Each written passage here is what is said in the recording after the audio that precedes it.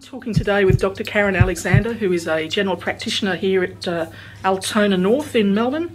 She's also a PhD candidate at Monash University's Department of General Practice. Thank you for your time. It's a pleasure, Kate. Now, you've co-authored a paper that's going in our 19th of October issue on the Healthy Kids Check. That's right. And its cancellation by the government.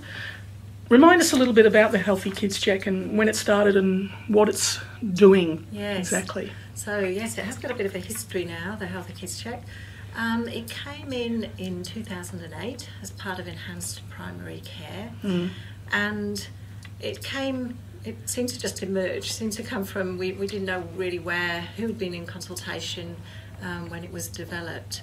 So it's a health assessment which is geared at 4-year-old children as they're about to go into school. Right. Because it's done around the time of the immunisations. Yeah. So, perfect opportunity, child is otherwise well, to perform some sort of health assessment. And I think that's probably the way it was couched.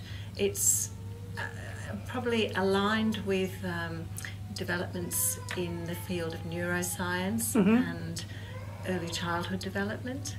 So it all sort of fits with that sort of era. And of course there was a real push at that stage from the Rudd Labor government for a preventive health program. So it was really aligned with that sort of context.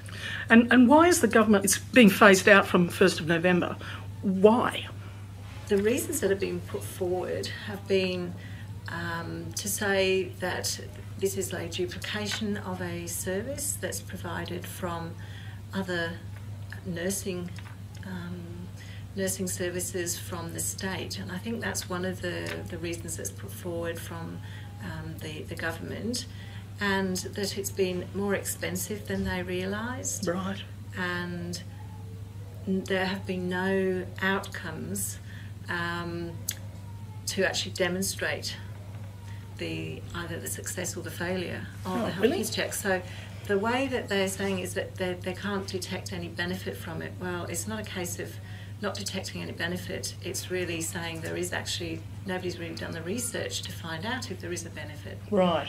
So there is actually only one study that I know of that's come out of Queensland, which was done by Dr. Ray Thomas's group. Yep. And this was looking at 2 general practices in Queensland where they looked at 550 records from children that had actually completed a Healthy Kids Check over a 3-year period. And they looked at those records to see if the Healthy Kids Check was picking up things not previously known about, so health concerns not previously known about, or developmental problems, those sort of things. What they found was that actually 20% of those children that had the Healthy Kids Check had things discovered that were not previously recorded in the medical record. Right. So it looked like there was a 1 in 5 pickup, which I thought was quite reasonable. And that was for things commonly speech and language issues, hearing problems, and what they termed anatomical problems. So that was one aspect of their research. Yep. But the other thing that they also found was that the Healthy Kids Check was better at picking up specific aspects of health. So for example, things like an oral health problem, so a dental problem, or a vision problem, the sort of things that probably weren't actually being picked up in a routine consultation. So this was kind of interesting that actually, yes, 1 in 5 children had problems recorded that weren't previously recorded, and also they were picking up aspects of health and development that weren't actually being picked up in routine consultations with GPs. So it actually did seem that there was some value to the Healthy Kids Check. But that was only in 2 practices, and that was in the state of Queensland, which is quite different from some of the other states. So we really needed to upscale that sort of investigation to really know with a little bit more certainty whether they were cost effective and whether there were real health outcomes from the health. So it feels like it was introduced with very little evidence, and now it's being taken away with very little evidence. I would agree with that. Yeah. There were a lot of other things happening with the Healthy Kids Check being introduced. So, for example, it seemed, we did some research with practice nurses and GPs, and we were asking them how they viewed the Healthy Kids Check and preventive health care in young children. And what they said was that when the Healthy Kids Check was first introduced, the practice nurses seemed to be really, they lack confidence in knowing what to do, Right. how to do it, and they were a little bit uncertain about the whole thing.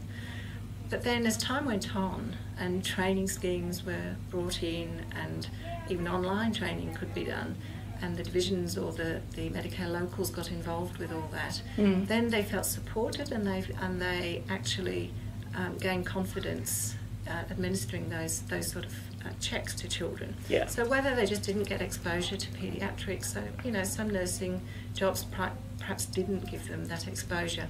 So that as they were upskilled, the practice nurses seemed to embrace this role. It was another aspect of their professional development, Yeah. and they really embraced this role of looking after the Healthy Kids Checks, which suited general practitioners. Sure. Because then they could share, there was this team-based care. Yep. And I think that was a real positive aspect, that all that training that went in, professional development for practice nurses, and now they're left vaccinating children, but they're not actually so involved now with routine care aspects, and they'll be, again, practice nurses will be left with the chronic disease management and the health assessments of elderly. So really we're talking about removing a huge aspect of their skill base, which had been well developed, and I think that's a real shame, and nobody's really talked about that. So one of the statements that came from Susan Lee when she announced this was that she was saying this is actually, the Healthy Kids Check was a duplication of services provided by the states through their child and family health nurses. Right. So we know in Victoria we have very well developed maternal child health nurse services, and they offer a series of visits between 0 and 3.5 years, 10 visits. Yeah. So we know that they are very good. They have a high level of contact with parents. But even there, something like a third of parents don't complete that final visit at 3.5. Research with parents, we actually spoke to parents about this, and it seemed that the sort of typical scenario would be that they were highly engaged in the first year of life with maternal child health services. Yeah. But then they got busy. Yeah. And they went back to work, or the second child came along, and so by the time it got to the second and the third year, and the final visit at 3.5, they weren't always still engaged in that relationship with the maternal child health nurse. Yeah. But in the meantime, what had happened, of course, is that parents were taking their kids to the GP with their illnesses. Yeah. And we know that 92% of parents, I think this is a New South Wales figure, but more than 90% of parents will take their child every year to see a GP. Yes. So as the services were diminishing from maternal child health, the GP services were for sick childcare were picking up. And so they were investing in a relationship. And we know that for some families is what they prefer to continue with. So we may be seeing the families, antenatally. We see them at the 6-week check, and we hope to see them for their vaccinations and obviously for their sick childcare. Yeah. But they were investing in this relationship, and the alternative relationship with a maternal child health nurse didn't suit every family. They felt it was another effort. The GP already knew them. Yeah. So it seemed kind of natural to some families to actually receive preventive health care from the GP, and there is a way forward. I think we've got to try and keep preventive health care for kids happening, and I think that GPs could do a really good job. They could add value to their consultations, the sick child consultations. Mm-hmm. We do this with adult patients, why not with kids? Yep.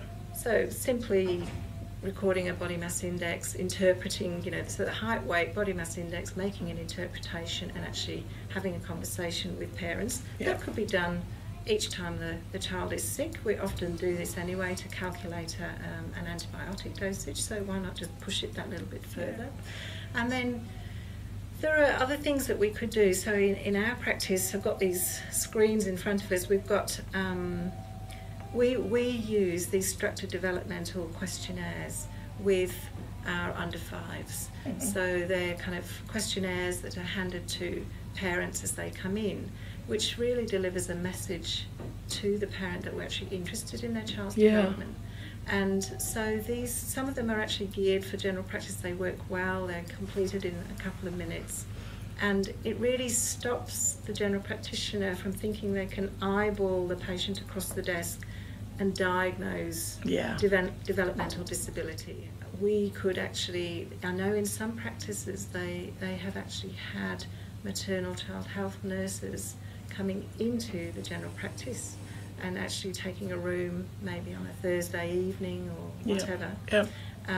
It gives them security because there's other people around, and it works well for the practitioner, because if we are doing these sort of screens, we could then be having a conversation with our highly skilled maternal child health nurses. Yeah. We know that they're skilled in delivering the second stage screening. Yes. So we could actually be having this conversation and having a much tighter relationship with our maternal child health nurses. So, it's all about offering choices and offering alternatives to parents, because one size fits all doesn't work in any aspect of healthcare. Thank you for your time. Thank you very much. Thanks to you.